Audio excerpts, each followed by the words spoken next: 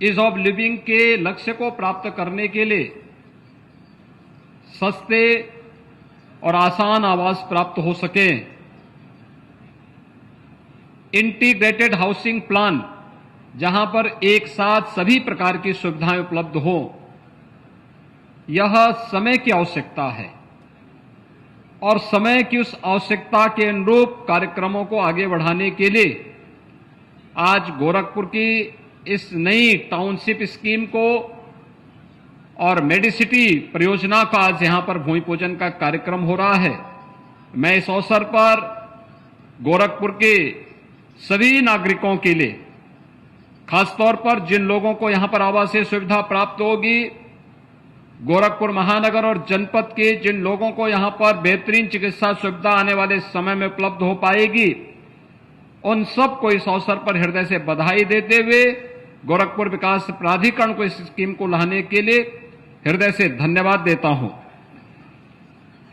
हम सब जानते हैं जो स्कीम यहां पर टाउनशिप की एक खोराबाद टाउनशिप स्कीम के रूप में यहां पर लाई गई है और मेडिसिटी के रूप में भी जो योजना यहां पर आज लॉन्च की जा रही है, इसमें अलग अलग प्रकार के हॉस्पिटल्स बनेंगे, क्लिनिक भी रहेंगी, यहां पर विभिन्न प्रकार की जांचों को करने के लिए केंद्र भी बनेंगे, कुछ मीडियम साइज के हॉस्पिटल भी बनेंगे, कुछ अच्छे कॉरपोरेट हॉस्पिटल भी बनेंगे। बड़ी डिमांड है लोगों की आज, हमें जमीन मिले, बुनियादी सुविधाओं से युक्त मिले, और वह आज गोरखपुर विकास प्राधिकरण इस मेडिसिटी के रूप में यहां पर उपलब्ध करवा रहा है। इसके साथ ही दुनिया की अत्याधुनिक तकनीक को लेकर के आवासीय सुविधा उपलब्ध हो, उसकी एक स्कीम आए। इसके लिए EWS scheme, LIG, mini LIG, MIG, MIG, HIG और सुपर एचआईजी, ये तमाम प्रकार की योजनाएं पहले से गोरखपुर के अंदर विकास प्राधिकरण के द्वारा चलाई भी गई। आज एक नई टाउनशिप स्कीम के अंतर्गत जो एक कार्यक्रम आज यहां पर है, जिसमें 184 एकड़ से अधिक भूमि पर, जहां 109 एकड़ में टाउनशिप बनेगी, आवासीय जो आवास बनेंगे उसकी सुविधा के लिए टाउनशिप के लिए विभिन्न श्रेणी के प्लॉट 692 बहुमंजिले भवन के लिए 7 भूखंड यहां पर उपलब्ध कराए जा रहे हैं और लगभग 75 एकड़ मेडिसिटी के लिए उपलब्ध करवाए जा रहे हैं। इन स्कीम के बनने से खासतौर पर गोरखपुर के चिकित्सकों के लिए, गरीबों के लिए, जो लोग आवास चाहते हैं लेकिन जमीन के भूखंड नहीं खरीद सकते, वे हर व्यक्ति के पास रवि किशन जैसा पैसा नहीं है, इसलिए हर व्यक्ति जब जमीन नहीं खरीद सकता है तो वह चाहता है कि उसे सिर ढकने के लिए आवास सस्ते में मिल जाए, और उसका एक ही है कि हम बहुमंजिला मकान की सुविधा लें, उनमें से अलग अलग परिवारों को अलग अलग मंजिल में बेहतरीन सुविधा के साथ दे सकें। आज उस स्कीम को भी यहां पे लागू किया गया है। भाइयों बहनों, गोरखपुर अब नए गोरखपुर के रूप में उभर गया है। गोरखपुर की चौड़ी सड़कें, गोरखपुर में एम्स यहां से कुछ ही किलोमीटर की दूरी पर है, गोरखपुर का फर्टिलाइजर, सभी सड़कें 4 लेन और 6 लेन के साथ जुड़ रही हैं, और अब तो गोरखपुर के चारों ओर रिंग रोड का भी निर्माण हो चुका है।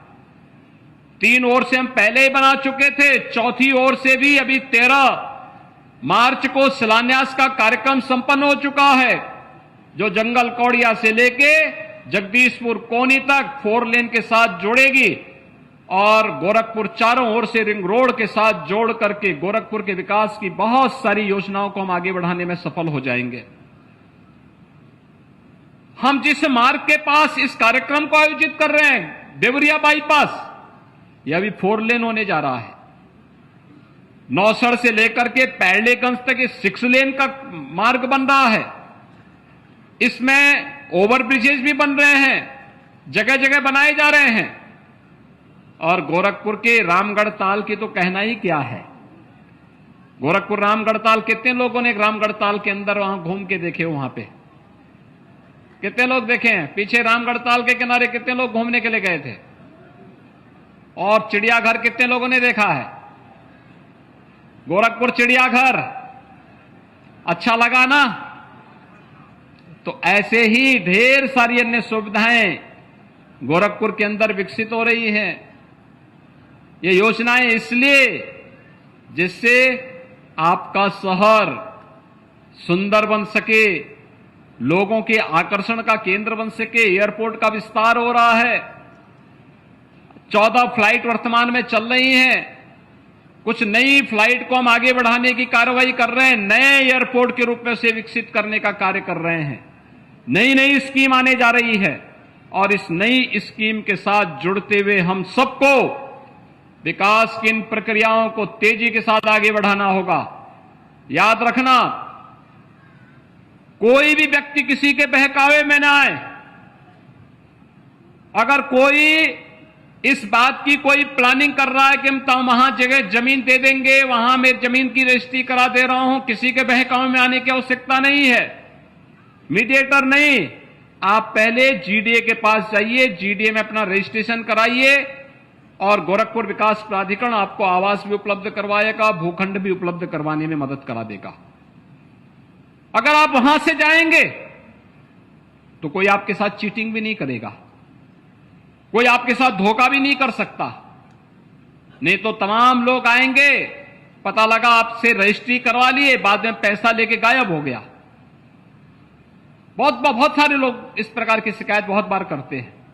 इसलिए किसी के साथ धोखेबाजी भी न हो, लेकिन हर व्यक्ति को जीवन भर की कमाई के बदले आवास भी मिल सके, बुनियादी सुविधाएं भी मिल सके। गुड़धुआ नाला को हम बहुत अच्छा कर रहे हैं, आरसीसी का नाला बनेगा। गोरखपुर के उत्तर भाग के जल जमाव की पूरी समस्या का समाधान उससे हो जाएगा। हम लोग पहले तरकुलानी में रेगुलेटर का निर्माण कर चुके हैं। खोराबार विकास खंड के अंदर जो जगह जगह जल जमाव होता था, और जल जमाव की समस्या का स्थायी समाधान निकाला जा चुका है। लगभग 90% कार्य हो चुका है। 10% कार्य अभी हुआ है, जब रामगढ़ ताल से लेकर के तरकुलानी तक के पूरे कच्चे नाले को फिर से डिसिल्टिंग करा करके वहां के सिल्ट को निकाल करके पानी आसानी से वहां पहुंच सके और फिर पंपिंग स्टेशन से हम उसे बाहर फेंक सके। एक भी गांव में जल जमाव नहीं होगा खोराबार क्षेत्र में। और यही तो विकास होता है, जिस विकास के नाम पर किसी के साथ धोखा न हो। और विकास की इन्हीं परियोजनाओं को लेकर के आज हम सब आपके पास यहां पर आए हैं। लगभग 4000 करोड़ रुपए की परियोजनाएं हैं ये। अनुमान करिए, कभी हम लोग लाखों की बात करते थे, 10 लाख की सड़क आ जाती थी, खुश होते थे। 5 लाख की सड़क बनती थी, खुश होते थे। आज अकेले खोराबार में और गोरखपुर विकास प्राधिकरण से जुड़े हुए परियोजनाओं की 4000 करोड़ रुपए की परियोजनाओं का एक साथ लोकार्पण और शिलान्यास का कार्यक्रम हो रहा है। ये विकास की उस प्रक्रिया के साथ जो आपकी इच्छा थी, जो आपके जनपद और महानगर के सामर्थ्य को प्रदर्शित करता है, आने वाले समय में लोगों के नए रोजगार और नौकरियों की संभावनाओं को विकसित करता है, उसको प्रदर्शित करने का एक माध्यम हो गया है। और इसलिए इस नए गोरखपुर के निर्माण में हम सबको मिलकर के कार्य करना है। इस विश्वास के साथ जहां आज इन परियोजनाओं का लोकार्पण और शिलान्यास के लिए मैं आप सबको भी हृदय से बधाई देता हूं, पूरे गोरखपुर जनपद वासियों को बधाई देता हूं, वहीं गोरखपुर की उन नई योजनाओं के बारे में भी जो गोरखपुर के अंदर अभी आनी बाकी है। नए गोरखपुर के निर्माण के लिए बहुत सारे कार्यक्रम अभी होने हैं। उन कार्यक्रमों के साथ हमें जुड़ना होगा। हर व्यक्ति का सकारात्मक सहयोग होना चाहिए। हर व्यक्ति में सामर्थ्य है। अभी आपने देखा होगा उत्तर प्रदेश के अंदर एक ग्लोबल इन्वेस्टर समिट हुआ था। गोरखपुर में भी हजारों करोड़ रुपए के निवेश के प्रस्ताव प्राप्त हुए थे, हजारों करोड़ रुपए के। ये हजारों करोड़ रुपए के निवेश के प्रस्ताव क्या साबित करते हैं? आज गोरखपुर में नए होटल आ रहे हैं, आज गोरखपुर में नए नए उद्योग आ रहे हैं, आज गोरखपुर में नई नई टाउनशिप की स्कीम आ रही है, नए हॉस्पिटल्स आ रहे हैं, नई फैक्ट्रियां लग रही हैं। ये केवल लगाने भर से काम नहीं चलेगा, बल्कि इसके अनुरूप गोरखपुर के नौजवानों को नौकरी के लिए बाहर न भटकना पड़े, इसके लिए उस प्रकार के इंस्टीट्यूशंस की स्थापना करना, उस प्रकार की संस्थाओं की स्थापना करना और गोरखपुर के युवाओं को स्किल डेवलपमेंट के साथ साथ उस प्रकार की डिग्री से युक्त करना कि डिग्री ली, गोरखपुर में ही उसे काम मिल गया, उसे गोरखपुर के बाहर जाना ही नहीं पड़ेगा, फिर गोरखपुर के अंदर ही उसे नौकरी, गोरखपुर के अंदर ही उसे काम, और फिर गोरखपुर में जो पैसा कमाएगा उस पैसे का उपयोग गोरखपुर में ही करेगा, तो गोरखपुर के अंदर ढेर सारी संभावनाएं आगे बढ़ेंगी। इन विकास की संभावनाओं को लेकर के ही आज हम सब यहां पर आए हैं। पिछली बार आज यहां पर 4,000 करोड़ रुपए की परियोजनाओं का शिलान्यास और लोकार्पण हो रहा है। 13 मार्च को ही हम लोगों ने 13,000 करोड़ रुपए से अधिक की परियोजनाओं का लोकार्पण और शिलान्यास किया था, चारों ओर से गोरखपुर को 4 लेन और 6 लेन के साथ जोड़ने के लिए। अभी हम लोग परसों एक नए कार्यक्रम को ले रहे हैं, गोरखपुर रेलवे स्टेशन का भी अब निर्माण एयरपोर्ट जैसा करने जा रहे हैं। गोरखपुर रेलवे स्टेशन पर आप आने वाले समय में जब जाएंगे ना, तो वहां पे बहुत सारी सुविधाएं मिलेंगी। किसी को जाम में नहीं फंसना पड़ेगा, किसी को इधर उधर नहीं लेटना पड़ेगा, ट्रेन का इंतजार करना है, आपके लिए बेहतरीन सुविधा होगी बैठने के लिए। आपको कुछ खाना है तो वहां पर बेहतरीन कैंटीन होगी, बाहर का लुक भी गोरखपुर जैसा ही दिखेगा, और उस प्रकार की सुविधा गोरखपुर के अंदर मिलने जा रही है। नई नई स्कीम के साथ, नए नए कार्यक्रमों के साथ आज गोरखपुर आगे बढ़ रहा है। 4 विश्वविद्यालय आज गोरखपुर के अंदर कार्य कर रहे हैं। गोरखपुर विश्वविद्यालय 1956-57 में स्थापित हुआ। मदन मोहन मालवीय प्रौद्योगिकी विश्वविद्यालय यहां पर पहले से ही टेक्निकल एजुकेशन का काम कर रहा है। 2 आयुष विश्वविद्यालय के साथ साथ महायोगी गोरखनाथ विश्वविद्यालय, ये 4 विश्वविद्यालय गोरखपुर के अंदर कार्य करते हुए गोरखपुर के लोगों के लिए और गोरखपुर के नौजवानों के लिए आधुनिकतम शिक्षा के नए केंद्र के रूप में आगे बढ़ रहे हैं। और 5वां विश्वविद्यालय हम कुशीनगर में गोरखपुर के बॉर्डर पर देने जा रहे हैं लगभग, यानी वहां पर महात्मा बुद्ध के नाम पर एक कृषि और प्रौद्योगिकी विश्वविद्यालय का निर्माण हम लोग वहां पे करने जा रहे हैं। आप सोचिए, अगर किसी को एग्रीकल्चर के क्षेत्र में अच्छी डिग्री लेनी हो, कृषि प्रौद्योगिकी के क्षेत्र में अपने जीवन को संवारना हो, तो बाहर भी जाने की आवश्यकता नहीं पड़ेगी। कुशीनगर के अंदर ही विश्वविद्यालय में वो डिग्री और उस प्रकार की संभावनाएं आपको देने के लिए तैयार रहेंगी। आज के इस अवसर पर इन सभी संभावनाओं को आगे बढ़ाने के लिए जो एक सकारात्मक सहयोग आप सबका निरंतर प्राप्त होता रहा है, उस सकारात्मक सहयोग के लिए आपको हृदय से धन्यवाद देते हुए आज यहां पर जो प्रयास किया है, यहां के माननीय सांसद श्री रवि किशन जी ने, विधायक श्री विपिन सिंह जी ने, यहां के हमारे सभी माननीय विधायकों ने, इन सबको भी मैं हृदय से धन्यवाद देते हुए आप सबको, आज सप्तमी है, कल अष्टमी और परसों नवमी, चैत्र नवरात्रि की और नवमी की तिथि भगवान राम के पावन जन्मदिन का भी है। रामनवमी की भी हृदय से मैं बधाई देता हूं। आप सबके प्रति अपनी शुभकामनाएं व्यक्त करते हुए आज यहां पर जिन दिव्यांग जनों को ट्राईसाइकिल मिली है, मोटराइज्ड ट्राईसाइकिल मिली है, लगभग 119 मोटराइज्ड ट्राईसाइकिल उन्हें उपलब्ध करवाई गई। यानी 119 मोटराइज्ड ट्राईसाइकिल का मतलब 119 दिव्यांग जन जो अब तक चलने फिरने में समर्थ थे, आसानी से मोटराइज्ड ट्राईसाइकिल उन्हें उनके गंतव्य तक पहुंचाने में योगदान दे देगी। जो लोग पढ़ाई लिखाई करना चाहते हैं, उन छात्रों के लिए तो अब वरदान साबित होगी ही, जो अपनी पढ़ाई कर चुके अपना व्यवसाय आगे बढ़ाना चाहते हैं, उन लोगों के लिए भी व्यवसाय का एक माध्यम, उसके माध्यम से वह एक नया जरिया बनेगा। आसानी से वो अपना छोटा मोटा कारोबार उसके माध्यम से भी कर सकते हैं।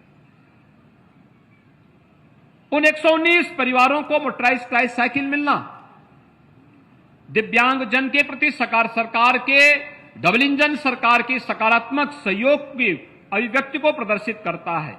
और प्रधानमंत्री मोदी जी इसी बात को कहते हैं, कोई व्यक्ति अपने को असहाय महसूस न करे। हम सबका योगदान उसके साथ जुड़ना चाहिए, सबकी ऊर्जा का उपयोग करने की आवश्यकता है। और उन दिव्यांग जनों की प्रतिभा का उपयोग भी अगर हम कर पाएंगे तो यह समाज के लिए सौभाग्य की बात होगी। इसीलिए सरकार ने पहले उनको 2017 तक पेंशन मात्र 300 रुपया मिलता था, यानी अगर आप देखेंगे साल में उन्हें केवल 3600 रुपया मिलता था। आज हम उन्हें सालाना 12,000 रुपया सालाना दे रहे हैं पेंशन के रूप में। ये दिव्यांग जनों के प्रति डबल इंजन सरकार की सकारात्मक सोच को आगे बढ़ाता है। मैं एक बार फिर से आप सबको इन सभी परियोजनाओं की और रामनवमी के अवसर पर आप सबको रामनवमी की भी अग्रिम शुभकामनाएं देते हुए अपनी वाणी को विराम देता हूं। जय हिंद।